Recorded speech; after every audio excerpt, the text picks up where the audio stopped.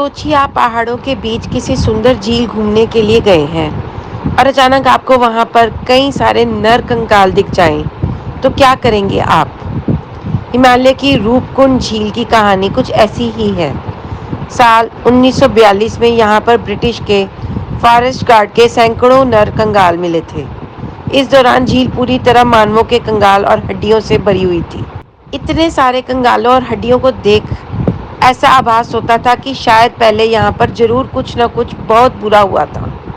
शुरुआत में इसे देख कई लोगों ने यह कयास लगाया कि हो ना हो ये सभी नर कंकाल जापानी सैनिकों के होंगे जो द्वितीय विश्व युद्ध के दौरान भारत में ब्रिटेन पर आक्रमण करने के लिए हिमालय के रास्ते घुसते वक्त मर गए होंगे। जापानी आक्रमण के भय से ब्रिटिश सरकार ने फौरन इन नर कंकालों की जांच के लिए एक वैज्ञानिकों की टीम को बुलाया। जांच के बाद पता चला कि ये कंकाल जापानी सैनिकों के नहीं थे, बल्कि ये नर कंकाल तो और भी ज़्यादा पुराने हैं। इसके बाद समय समय पर इन कंकालों का परीक्षण होता रहा। इन परीक्षणों के आधार पर वैज्ञानिकों के मत अलग अलग सामने निकल कर आए। कई वैज्ञानिकों का कहना है कि वर्षों पहले यहाँ पर कोई लोगों की मृत्यु हिमस्खलन के चलते हुए, तो दूसरे वैज्ञानिकों का कहना है कि इन लोगों की मौत किसी महामारी के कारण हुई। रूपकुंड झील में नर कंकालों को क्यों और कैसे, इन वैज्ञानिकों का मत एक समान नहीं है। हालांकि 2004 में हुए एक अध्ययन में रूपकुंड के झील से जुड़े हुए कई चौंकाने खुलासे किए। इस अध्ययन के जरिए ये पता चला कि ये कंकाल 12वीं से 15वीं सदी के बीच के थे। डीएनए जांच के बाद कई चीजें सामने आई।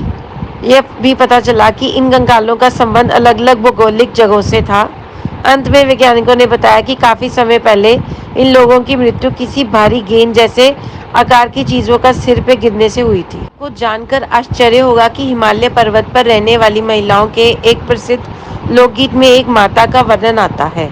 लोकगीत के मुताबिक ये देवी माता बाहर से आए लोगों पर गुस्सा करती थी, जो यहाँ आकर पहाड़ की सुंदरता में खलल डालते थे। इसी गुस्से में उन्होंने भारी भरकम ओलों की बारिश करवाई, जिसके कारण कई लोगों की जानें गई थी। गौरतलब बात है कि 2004 में हुए सर्च में यही बात सामने निकल कर आई कि अचानक हुई भयंकर ओलावृष्टि से इन लोगों की जानें गई होंगी। वहीं आज भी इस रूपकुंड झील के कई रहस्य झील के भीतर ही दफन है।